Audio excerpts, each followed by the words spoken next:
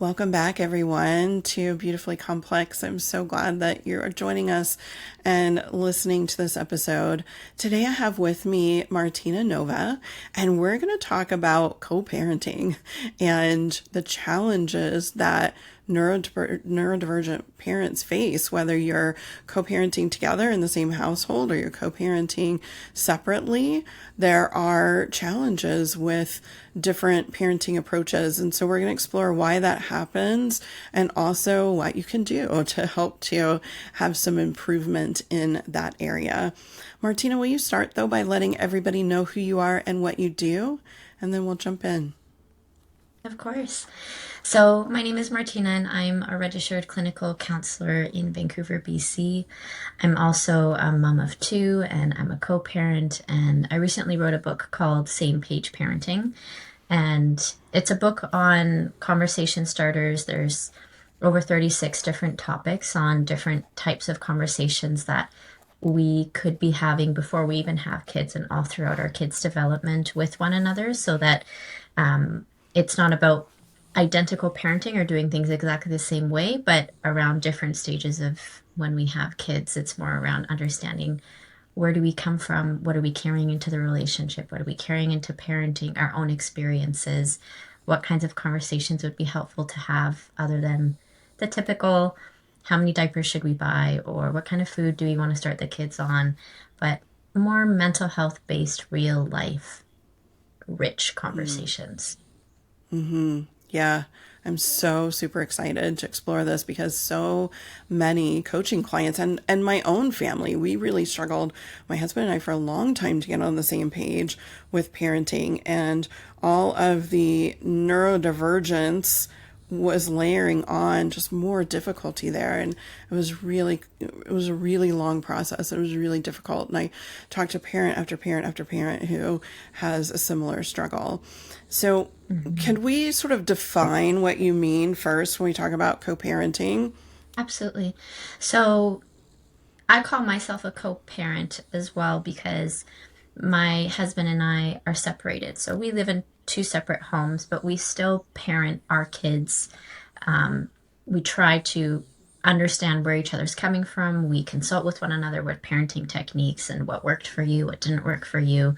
So I'm a co-parent in two separate houses. And so if you're parenting in the same house or if you're co-parenting in two separate homes, that's the way that I'm using the terminology here. I want to explore first, like, what drives these differences in the way this that we view parenting, and the ways that we go about it. Is there something, I imagine our own childhood and some other Mhm. things are playing into that? Yeah, absolutely. That's such a great question. So, one of the ways that I've set up the book that I wrote in Same Page Parenting is exactly like what you're saying. There's a section for each topic that says, before you even have kids, here's some of the conversation starters you should have based on this particular topic. And a lot of what this gets at is your own childhood. So, how you were parented shapes what feels right for you right now as a Mm, parent. So I'll give you a few examples, right? So maybe if you grew up around chaos, you might crave structure and control in your own house now. Or if you grew up with a lot of control, you might value flexibility and autonomy. Or if your emotions weren't validated by your parents, big feelings can feel overwhelming or too much, or we now try to over validate our kids and not have our kids stress out or feel any distress. So, a huge part of it is our own childhood, but there's also things like nervous system differences, there's core values, there's personality and temperament, gender roles, social conditioning, culture, understanding stress, burnout, capacity. There's a lot of different things that will affect how and what we bring to our own parenting. yeah, I've heard the term reparenting a lot lately, and Mhm. trying to work through those things from our past, our childhood, the ways that we were raised, and to try not to bring them into our parenting, right? To not have them negatively impact our parenting. Do you find that that can be a really helpful avenue? Absolutely. And it's so tricky because I work with individuals and parents and couples who are in the trenches of newborn life, and some of this is just coming up now. But I've also worked with people who have adult children, and in the way that they're responding or the conflict they're having with their adult children still predates back to they have expectations of their kids or things that trigger them about what their kids are doing because they had those similar experiences with their parents. And they think, well, my parent didn't really do this for me, so I don't think I should do this for my kid. And what we're talking about here might be things like emotional validation or giving our children space to make their own choices in gender expression or make their own choices in values-based living or dietary preferences. Like sometimes it can seem like it's so small, but if it comes from our own upbringing or there was a lot of rules or there was a lot of expectation and there's now triggers associated with it, then no matter what stage of parenting we're at, it's going to creep up on us until we become aware of it and we can notice it happening. And then we can choose to act differently. But if we're not having these conversations and we're not aware, we're kind of just on autopilot. Yeah, it's not something we think about when we're younger or when we're choosing a partner, but the ways that we were each raised is hugely influential. Like I really didn't realize the magnitude of that.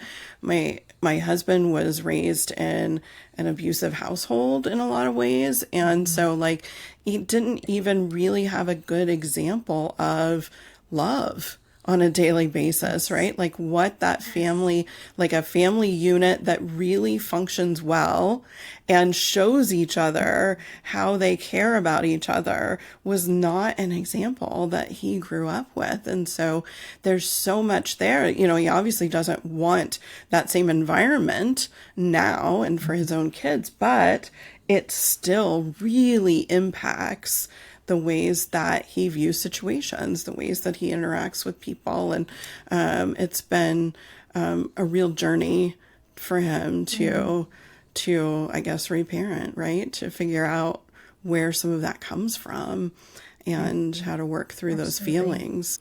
Can we Absolutely. talk a little bit about, I've been hearing that this just came up, I think, in like maybe when I was scrolling through Instagram last week, but I saw someone talking about how we don't share the like mental and emotional responsibility of parenting equally a lot of times.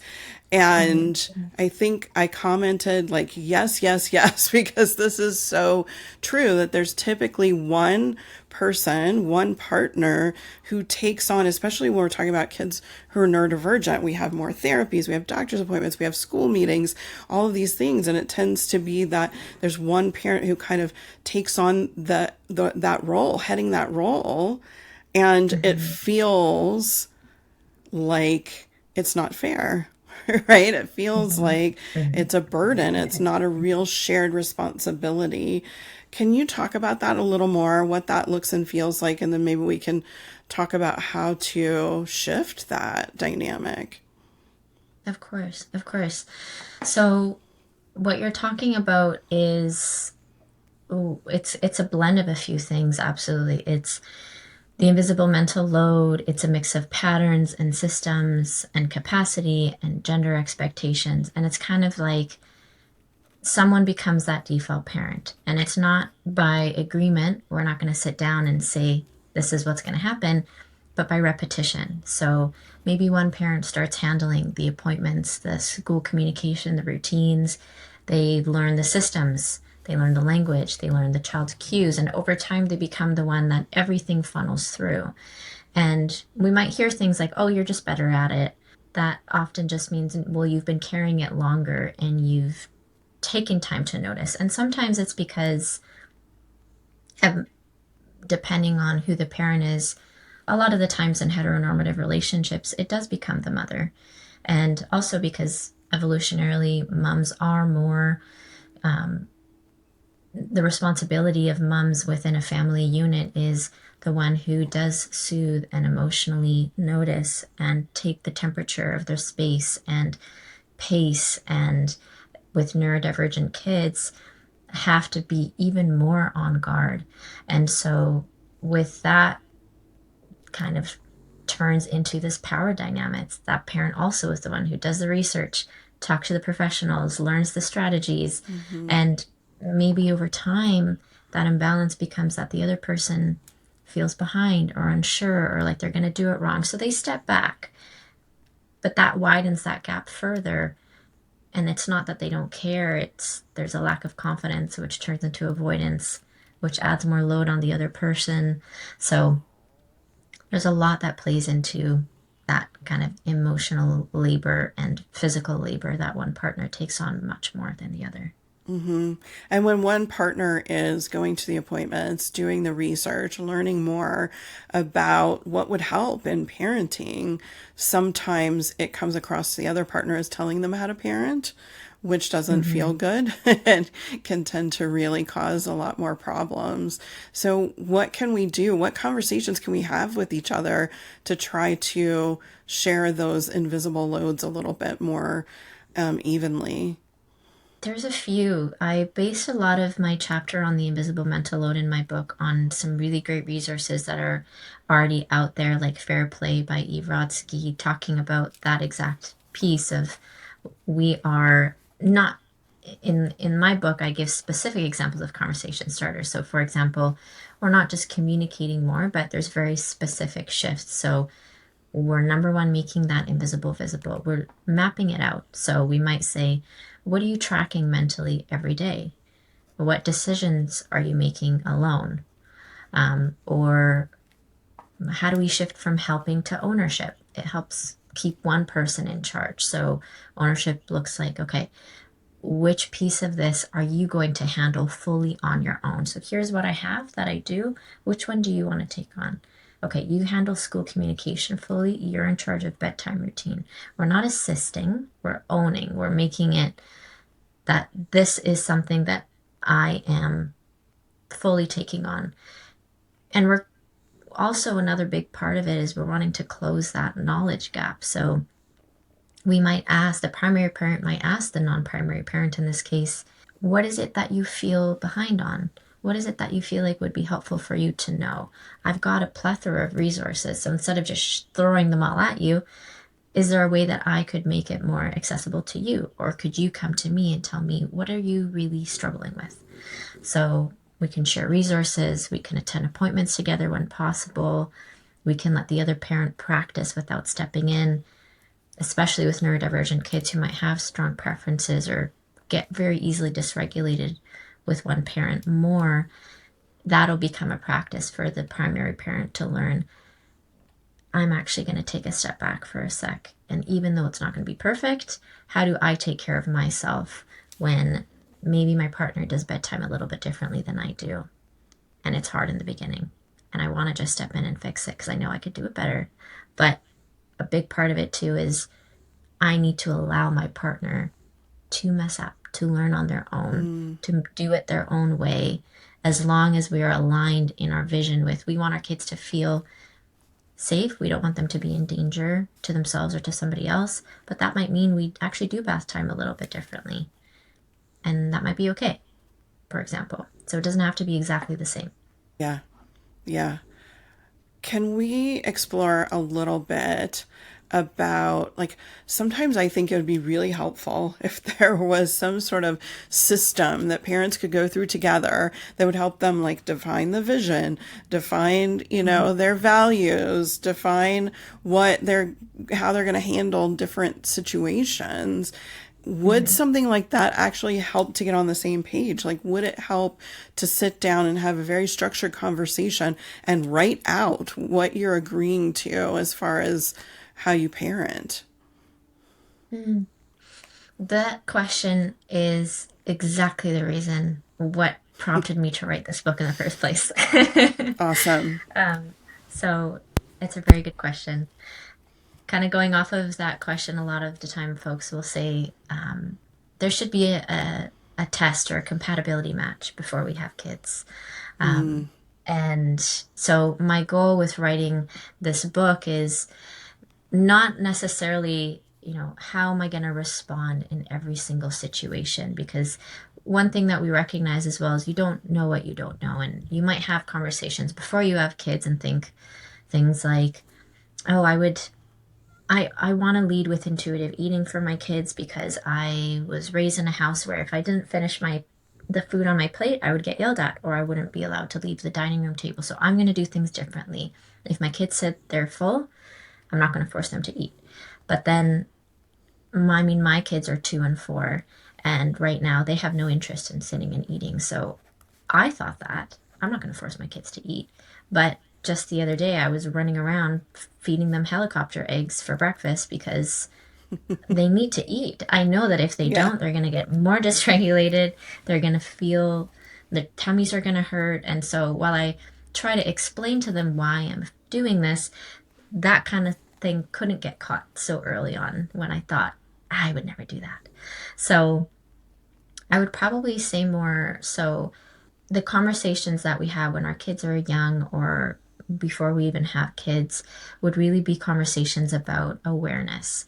And so, not Mm. necessarily how am I going to parent in this situation, but where do my ideas about gender identity and um, financial literacy or gender roles and expectations at home, or even postpartum mental health. Like, what do I know about postpartum mental health? And when you give birth at a hospital, they give you a pamphlet on the baby blues, but nobody talks about how scary intrusive thoughts are after you have kids. Nobody talks about how the non birthing partner can get postpartum anxiety and depression, or even what that looks like, Mm. or how do we reach out for support. Um, a lot of the times we don't talk about how intimacy changes and what our expectations are after the 6 week myth rule and what actually is going on hormonally when that happens. So a lot of the pre kids conversations are more, what do I know about this topic? How did it come up in my home? How does it come up in my friend group? Systemically, what am I being taught here? What are my ideas around it? And how might I respond if this kind of thing happens? But not in a rigid way, perhaps more so, where do I think I would lean towards? And is there some flexibility here? And why would I lean that way? So it's a lot more of the why as opposed to what am I going to do when this happens? So self reflection and exploration, but also intentionality, I think, is what you're talking about. Being Yes. intentional about the way we're going to parent versus here they come and here we go and we just Mm-hmm. fall into it, right? And hope that we get it right.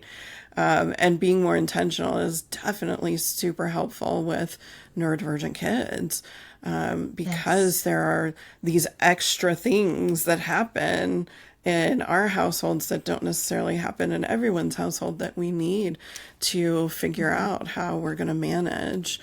I'm wondering about what happens when you cannot agree on something. And I get this question a lot. Sometimes my coaching clients, one parent isn't even okay with diagnosis and evaluation, and or isn't Mm-hmm. accepting, or is against medication, or things like that. Like there are a lot of sticking points that can happen here, but it can also just be basics of, when they speak to you in an unkind way, how you're going to handle that. So how do we work Mm-hmm. through when we can't agree? What happens then? Such a good question.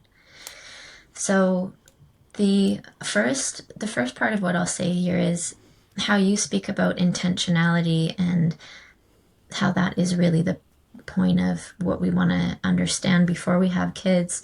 It's where we want to understand each other so that first of all when we're having some of these conversations we're seeing, well, where am I coming from, where are you coming from? So it's less about a decision itself of what's going on here, because the small disagreements we think are about the thing itself are usually more based around like identity and fear and values. And so when we first get curious about what's going on for the other person, which is what some of these questions are designed to do, or what's going on for me here, where is this coming from? It gets underneath the conflict. So first is that curiosity, but secondly, underneath some of the things that you're talking about of maybe not agreeing to diagnose or taking medication, on the surface it looks like that, right? Should we get an assessment? Should we try medication? But underneath, it's actually a lot of the time the fear of labeling our child, the grief about expectations changing, or worry about stigma or judgment, or sometimes people might think, well, this means something about me as a parent.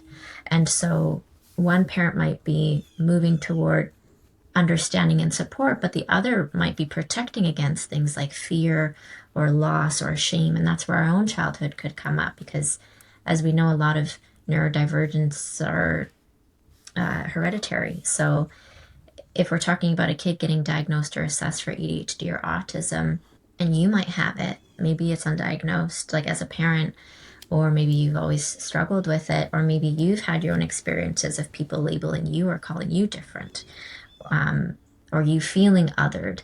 And so because of this, it's really important to, if we have a hard time understanding what's underneath that, a therapist, or in your case, a coach, could really help maybe expose some of those pieces here of like, what is it that we're really talking about? What is it that we're really afraid of?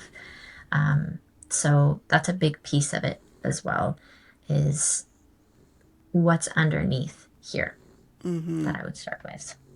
So really trying to gain their perspective and figure out what's driving it, right? And that's something that we're always, that's the way we talk about behavior here. That's the work that we do with challenging behavior. What's underneath? Let's get to the root of it, right? Let's understand it. And then we can actually gain some traction. And we don't think about applying that to each other in our relationships, in our adult relationships. But I love that perspective because it is so helpful. You know, trying to push someone to see your perspective is not really helpful. But if you're trying to see theirs, then, you know, I think you're building a bridge that way. Absolutely. And I can give a few specific examples of what those questions could sound like. Yeah. If that's helpful. So Perfect. This kind of based off of what I've written in the book as well. But the first piece being what we're discussing right now is, how do we slow the conversation down and name the fear? So instead of debating the decision itself, how do we go underneath it? We might ask questions like, what worries you most about getting a diagnosis for our kid? Or what feels hard about the idea of medication for you? Or what would it mean to you if this is neurodivergence, if this is ADHD, if this is autism? And if we then move away from the relationship and we focus on the child's experience, not the label itself, like if ADHD, autism, etc. feels too loaded, we come back to, let's talk to each other. What is our child struggling with right now? Where are they getting stuck? What support do they need today? And if we're going back to understanding, maybe one parent is the one who sees this because they are the primary parent, they are the one the kid goes to, they are the one doing all the appointments. And maybe the other parent, it's not just because they're arguing, maybe they actually don't understand. They don't see it. They're like, I don't know. Like, they seem like they're really sensitive when I come home from a long day of work, but like, I don't know, they seem pretty normal to me. That can happen a lot of the time. So sometimes when we are the primary parent, we also recognize, okay, maybe you don't see the child struggling with this, but here, let me tell you what I see our child struggling with, because I see it more. Here's where I see them getting stuck. This is why I believe they need support, and where I see them struggling, or where I see them different from their peers. So we don't need that full agreement to say, oh yeah, I see it too, or have both people see the exact same struggles. But we want to just hear from the child's experience, what are they struggling with? So we can maybe get more into that, as opposed to the conflict between the parents as well. As you were talking, I remember so many parents saying to me that their kid acts differently for one parent than the other, right? My kid is, behaves perfectly fine with me. I don't know what you're talking about. I don't know Yeah. what you're talking. So is it a matter of like bringing them into those situations and letting them see what they're talking about, or helping? Like, I think that they tend to add more information to that than is really reality. How do you handle that conversation? How do you work through if one parent feels like they're kind of getting the brunt of the challenge and the other parent feels like, well, they do just fine with me, so it must be you? That's such a good question. I actually connect to that personally because just a few weeks ago, I was in we have a parenting coach between myself and my ex-husband, and we were talking about how have transitions been. And my ex said, they're okay here. They're fine. They play, they get in their regular sibling disagreements. Bedtimes are good, they sleep through the night. And then they were like, so how is it at your place? And I was like, oh, well, it's a little bit different. And and that's exactly kind of what you're saying is we are going to have different experiences in two different in the different homes. And a lot of the reason that that happens, I'm going to first say it is not the fault of the parent who is getting the brunt of it. It's not the fault of the parent who isn't getting any of it. It's some of this is just biologically based safety. And not saying that my kids don't feel safe with their father, but the ability to emotionally break down and fall apart. And I see it like when my kids have been with my parents all day, and then I show up and immediately my son collapses into my arms and cries and wants me to take him to the bathroom, won't let anybody do anything for him. And there's that heavy lies the crown where you feel most comfortable with me to fall apart, but that also means I have to do the brunt of the regulating here. And I have to regulate myself before I can be present for my kids. And that's a challenge. So it's tough. One of the ways that we can really expose this is through a mediator, like a parenting coach, like we had, like me and my ex had, in that one session. And he saw that and he went, whoa, I wouldn't have guessed that it was that hard for you. And I didn't realize it was that hard for you. And, he even said, what can I do to make it easier for you?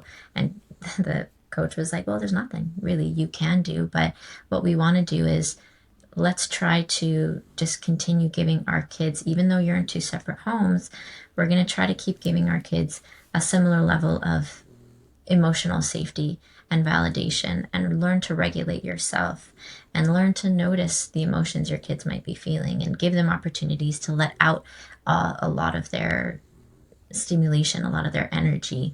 And that way your kids can start to feel like, okay, I'm allowed to have this feeling here. And my dad noticed that I was feeling grumpy and he didn't tell me I should just stop, or that he's going to give me something to cry about, or, ways that we can make our kids feel seen. So that's kind of what we continue to focus on as well, is how do we make our kids feel seen and attuned. And right now I'm getting the brunt of the emotional fallout, but I also recognize that it means that they feel really safe with me to do that. And in a way, I feel honored, as hard as it is, to have that reaction from them. Love that. Yeah. And emotional safety is something else we talk about a lot for our kids, and nervous system safety. And we don't talk about it in our relationships. And like, that's another way that when we're having tough conversations with each other, or struggling to get on the same page, like giving out those cues of safety to each other can be really powerful, right? To sort of diffuse the feelings that we're having so that we can talk it through. Is there one first step that a parent who's listening to this can walk away and start to implement? If you're listening to this and you're noticing whether there is a difference in the invisible mental load at home, or there's differences or you want things to be different in terms of gender roles or family structures, or your mental health is struggling, or we want to talk about neurodivergent parenting and how my own neurodivergence shows up. And I haven't ever really talked about this with my partner before, but I really want to learn how to start. Depending on what it is that you feel misaligned on, I'm biased because I wrote this book, so I want to talk about it, but I would say it could be really helpful to go through a book like this, because I don't know of any other resource that has something like this, where we look at these chapters and we say, okay, right now, perhaps what I'm struggling with is finances, let's say. I feel like I'm not in control of the finances, or it feels like there's a lot of shame around it or discomfort. So if I were to come to my partner with some of these questions, what questions would I come to them with? Or what questions would I even start with? Like in my chapter on financial literacy, there's questions like, what memories do you have around money growing up? What emotions come up when you revisit them? Or if it's about trauma and trauma at home, it could be things like, growing up, what was the environment like at home? And did I feel safe coming home? Was there predictability? And how might that affect me showing up today? So first is we want to figure out what it is that we feel like we're not on the same page with, or we feel like we're struggling with. And then the biggest part here is communicating it with your partner. We can get really good at doing all of our own self-help, all of our own reflection, having all these resources. Once in a while, telling our partner, hey, this is what I learned.